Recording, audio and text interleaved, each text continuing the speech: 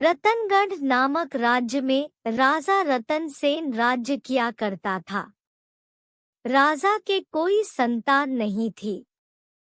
उन्होंने संतान प्राप्ति के लिए कई प्रयास किए, साधु संतों से आशीर्वाद लिया, पूजा पाठ यज्ञ करवाया, परंतु उन्हें संतान का सुख नहीं मिला।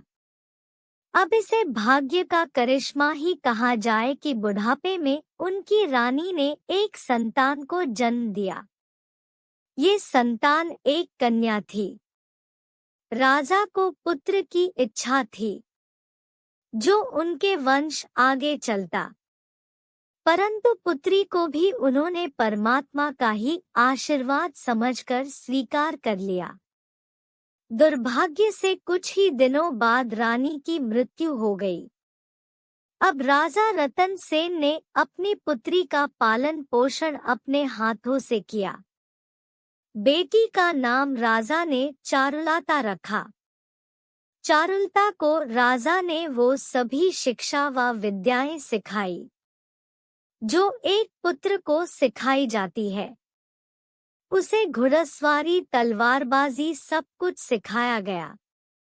असल में रतन सेन अपनी पुत्री को ही अपनी राजगद्दी सौंपना चाहता था।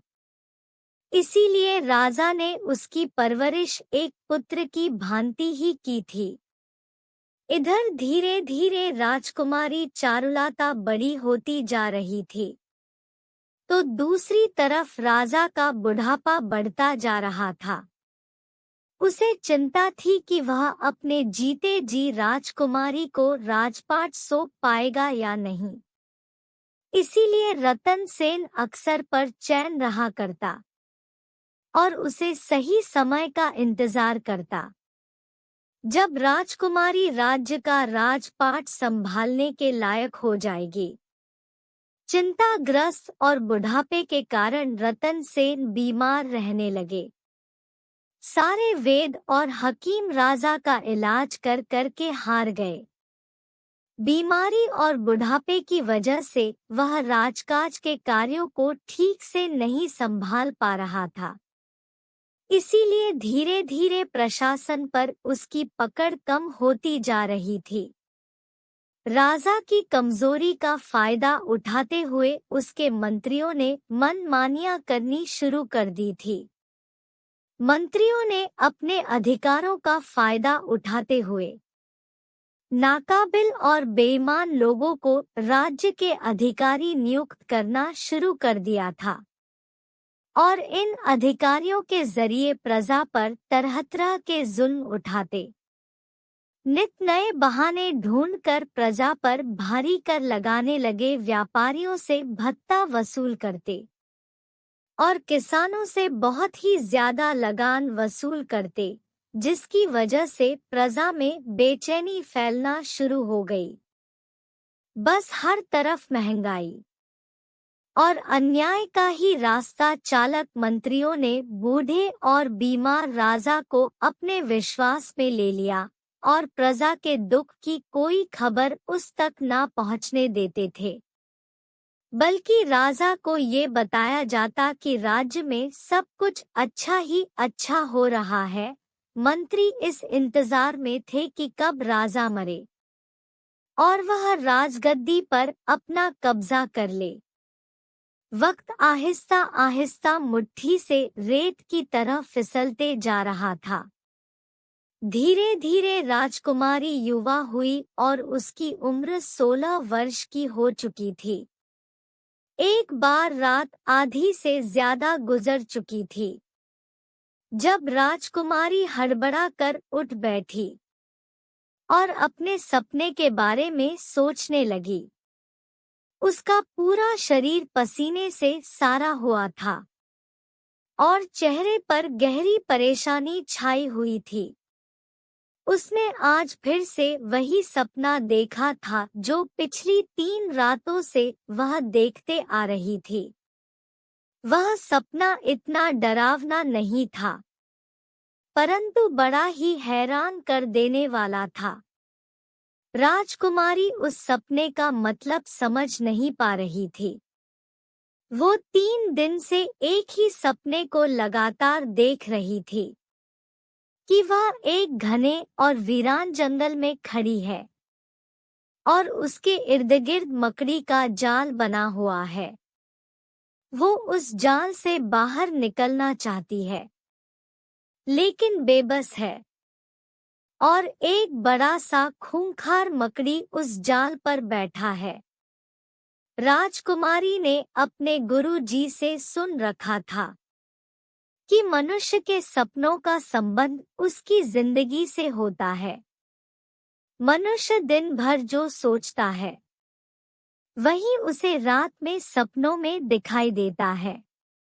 ये सपने मनुष्य को आने वाले खतरों के लिए चौंकना करते हैं, इसीलिए वह सोच रही थी कि बार बार एक ही तरह का सपना उसकी सोच के कारण है या आने वाले किसी खतरे का संकेत है। इसी सोच विचार में रात गुजर गई।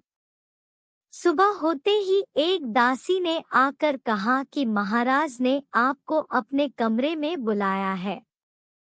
आदेश पाते ही राजकुमारी उठी और तैयार होकर महाराज से मिलने के लिए चल पड़ी। वह सोच रही थी कि इतनी सुबह पिताजी ने मुझे क्यों बुलाया है, भगवान सब कुशल रहे। बात असल में ये थी कि एक दिन पहले ही राजकुमारी की उम्र 16 बरस की हो चुकी थी और महाराज उसे राजपाट सौंपने का निर्णय कर चुके थे। राजकुमारी के आते ही राजा ने कहा, बेटी, हम बीमारी और बुढ़ापे के कारण बहुत ही कमजोर हो चुके हैं। इसीलिए ये साम्राज्य जो हमारे पूर्वजों ने बड़े बलिदान देकर खड़ा किया है, इस पर हमारी गिरफ्त कमजोर होती जा रही है। हम बरसों से इसी इंतजार में थे कि कब आप राजगद्दी को संभालने के योग्य हो जाएंगे और हम आपका राजतिलक करके राज्य की बागडोर आपके हाथों में सौंप देंगे। आज वह समय आ गया है। क्या आप खुद को राजपाट की जिम्मेदारी संभालने के लायक समझती है? राजकुमारी ने सारी बातें सुनकर बड़े ही शांत भाव से उत्तर दिया, पिताजी, आपकी इच्छा मेरी सर आंखों पर है, परंतु राज्य का भार संभालने से पहले हमें कुछ समय चाहिए। वह किस लिए बेटी महाराज? कुछ बेचैन हो उठे राजकुमारी ने कहा, पिताजी, हमने अपने गुरु जी से सीखा है कि अच्छा राजा वही है जिसे अपनी प्रजा के हालात की पूरी जानकारी हो और जो उनकी समस्याओं को सुनने और उनको सुलझाने में पूरी तरह से योग्य भी हो। लेकिन दुर्भाग्य से हम महलों में रहने वाले अपनी प्रजा के दुख दर्द को देख ही नहीं पाते। हम अपनी प्रजा के बारे में सिर्फ अपने मंत्रियों से ही जान पाते हैं, जो हमें पूरी जानकारी नहीं देते। अपनी प्रजा के बारे में पूरी तरह से हम तभी जान सकते हैं जब प्रजा के बीच में जाएं। इसीलिए मैं चाहती हूँ कि राजगद्दी पर बैठने से पहले मैं एक आम इंसान की तरह अपनी प्रजा के बीच में जाकर कुछ समय के लिए रहूं, उनके दुख दर्द को समझूं। राजकुमारी का जवाब सुनकर हैरान रह गया। वह सच में पड़ गया कि महल की सुख सुविधाओं में पाली राजकुमारी एक आम आदमी की तरह रहने की इच्छा भी कर सकती है। इसीलिए उसे राजकुमारी की इच्छा पूरी करने में कुछ संकोच हो रहा था। तब राजकुमारी ने कहा, पिताजी, हम देश के लोगों पर नहीं बल्कि उनके दिलों पर राज करना चाहते हैं, क्योंकि ताकत और तलवार से लोगों को जीता जा सकता है, परंतु उनके दिलों को नहीं।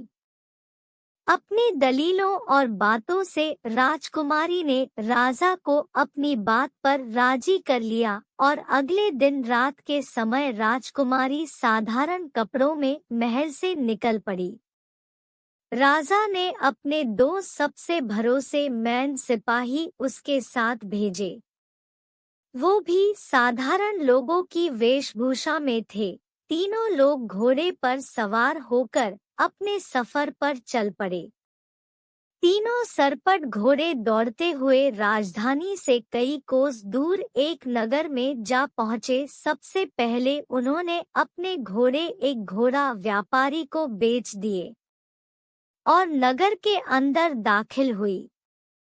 राजकुमारी ने अपने सिपाहियों को समझा दिया था कि अब हम राजकुमारी और वे सिपाही नहीं हैं, बल्कि भाई बहन बनाकर घूमेंगे। हमारा रिश्ता एक आम खानदान से है और उन्हें हर हालत में अपनी असलियत छुपा के रखनी होगी। 3 लोगों का यह काफिला शाम तक नगर में घूमता रहा। अब उन्हें रात बिताने के लिए एक सराय की तलाश थी। नगर के बीच ही नगर के कोतवाल का भवन था। भवन के बाहर एक बुढ़िया जोर जोर से रो रही थी। राजकुमारी को उस पर बड़ा ही तरस आया।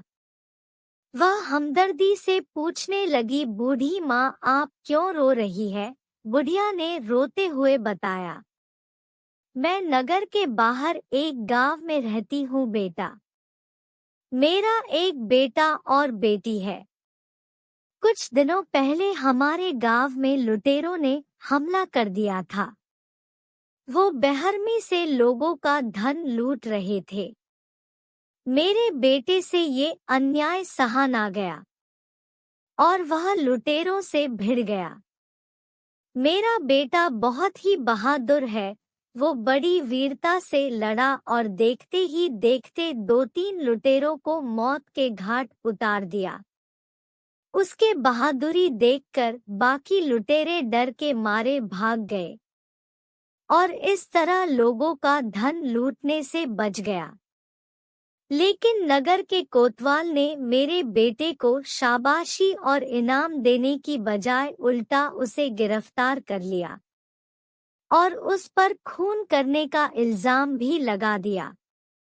अब कोतवाल के परिंदे कहते हैं कि अगर अपने बेटे को छुड़वाना है तो 500 सोने के सिक्के लेकर आऊं मैं। गरीब औरत, 500 सिक्के कहाँ से लेकर आऊं मैं? तो क्या पूरी बस्ती के लोग भी 500 सोने के सिक्के जमा नहीं कर सकते? हाय मेरा बेटा, जालिमों ने उसे मार मार कर अधूरा कर दिया है।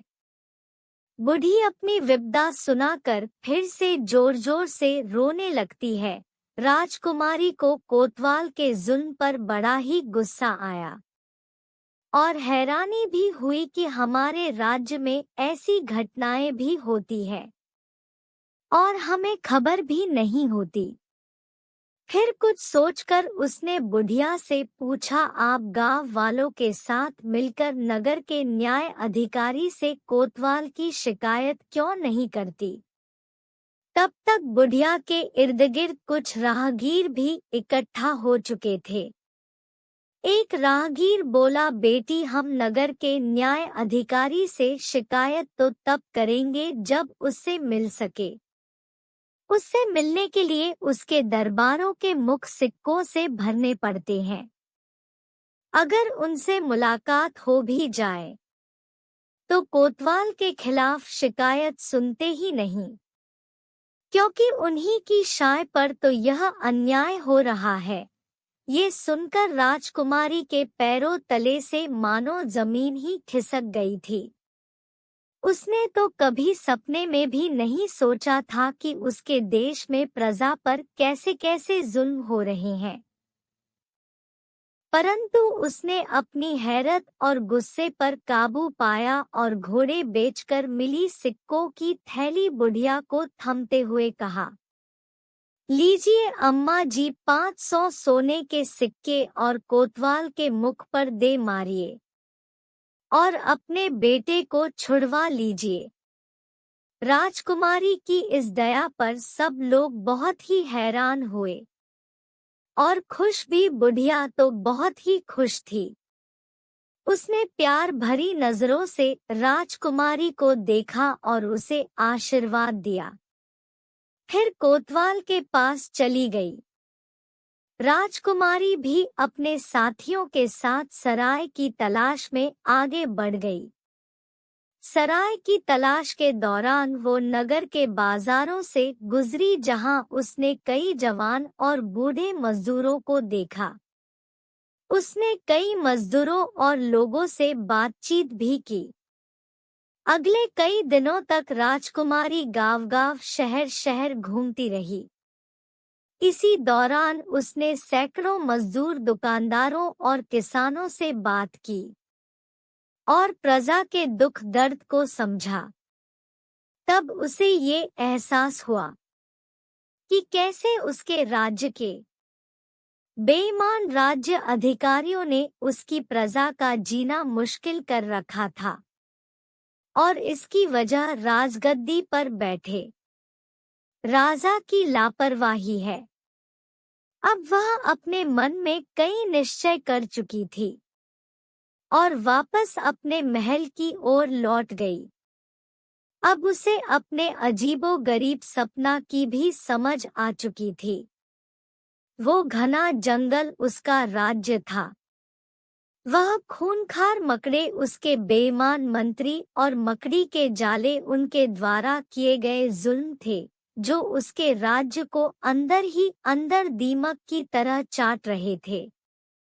महल में लौटते ही राजा ने अपनी राजकुमारी का राजतिलक कर दिया और उसे राजगद्दी सौंप दी। राजपाट संभालते ही राजकुमारी ने उन सभी बेईमान मंत्रियों और अधिकारियों को गिरफ्तार करने का आदेश दिया, जिनकी वजह से प्रजा पर जुल्म उठाया जा रहा था। अगर यह सिलसिला कुछ और दिन तक चलता तो तंग आ चुकी होती। प्रजा विद्रोह कर देता। इसके अलावा राजकुमारी ने तुरंत मजदूर और किसानों पर लगने वाले कर और लगन को माफ कर दिया, क्योंकि अपने सफर के दौरान उसने जान लिया था कि किसी राज्य की असली ताकत उसके सिपाही नहीं, बल्कि उसके मजदूर और किसान होते हैं, जो अपना खून पसीना बहाकर फैसले उगते हैं और उनकी फसलों से ही पूरे राज्य की प्रजा, सिपाही और यहाँ तक कि राजा का गुजारा होता है।